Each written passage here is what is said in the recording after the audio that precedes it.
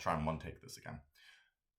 In the previous video, I briefly mentioned levels of self-analysis, and I ended up kind of diving deeper into IFS instead of actually covering those. So to start off we'll continue on where we left off, which is IFS, in terms of just summarizing what the different levels are. IFS, granular meditative analysis of experiences and specific bits of it. And then kind of patterns of experiences, which lies somewhere in between IFS and kind of meditative experiencing analysis. And then I'd say there's a very prefrontal cortex-y kind of analysis of 5-year plans and those kind of things, or how did my day go? And I'll briefly dive into depth on each one of those. So IFS, I went into detail with that before, leveraging the kind of social part of our brain, which has been evolved over millions of years to be very powerful to characterize the different patterns and parts of ourselves, because by characterizing them, we can not only talk and communicate with them, but we can also facilitate a change that seems to generally improve mental health. In experience, it feels almost like self-hypnosis. You're talking to yourself and then you feel better.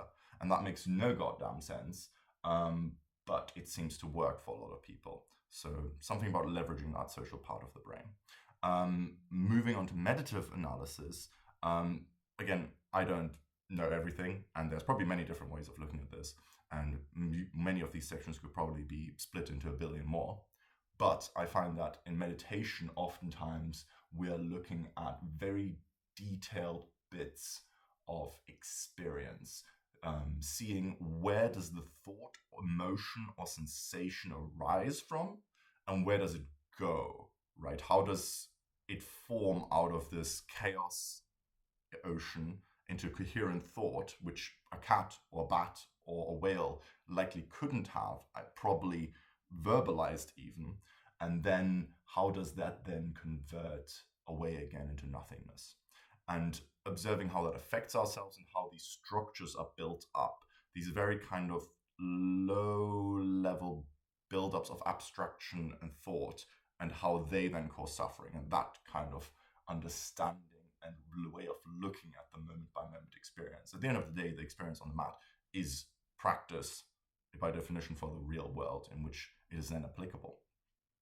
Now, in between IFS and meditative analysis, I place things like a lot of psychoanalysis, CBT, DBT, etc., because it feels as though it is not characterizing necessarily, but it's not granularly looking in the same way at individual experiences. I think at the higher level of meditation, of the whole like building, how things get built up, it kind of starts swishing over into psychoanalysis, this kind of more analyzing patterns of behavior. So for example, as I previously mentioned, this kind of build-up of abstraction that we start having thoughts about, my life is not going the way I want it to, or something like, what does my life mean? Or what does it mean where it goes? All of those are things that we construct rather than that are.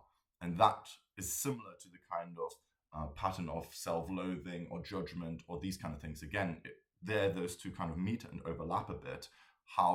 What are the kind of more patterns rather than the characterizations or the things that make up the patterns? It's a spectrum, but there's a difference in degree becomes a difference in category at some point, I believe. And those are all different aspects. Now, they all feel very feely. They're very based on the kind of experience or moment by moment, what is felt, and then what arises from that, rather than looking the other way around, leveraging language to then create a change. So that'd be something like a 5-year plan, looking at ahead and going, okay, what do I want out of my life? What am I good at? What am I bad at? Who am I?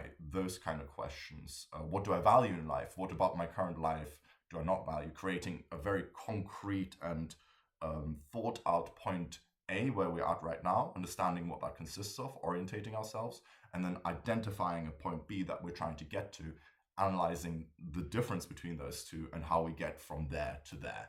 But that is a very up here kind of analysis and moving forward, not based on sensation, but based on using this human ability to deconstruct reality into verbal components and then create change based on that.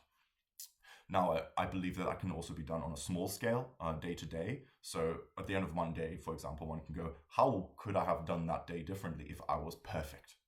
If I was Jesus Christ or Buddha or, a sage, if you're into the Stoic kind of aspect of it. Those all come to the same kind of conclusion of, if I look at it from the viewpoint of an ideal, what would that ideal have done with this day, with this week, with this month, with this year, even potentially?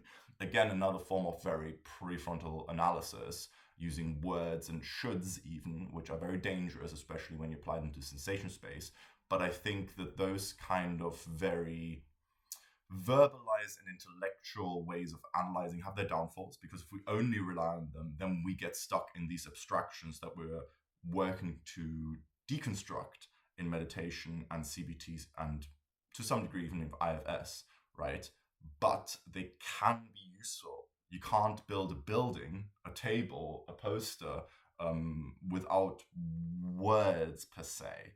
Or at least the ability to deconstruct what a tree is, what a stone is, put it into a shape, and then reconstruct it into something according to what you desire. That is something that makes us us. And even though it has its downfalls, it is still a useful way of interacting with reality. And so those they broadly fall into two different camps, which is one, again, intellectual, and one more sensation-based. In Science of Enlightenment, Shinzen Young described it as, we have come out of the primordial ocean of consciousness onto land, but we've forgotten how to dissolve ourselves back into that primordial chaos.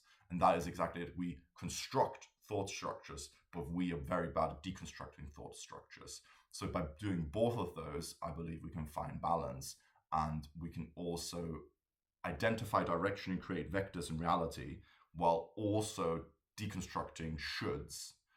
So that's briefly the levels of analysis as far as I figured them out for myself. They seem to help me. I hope they help someone else. Right. All the love. Ciao.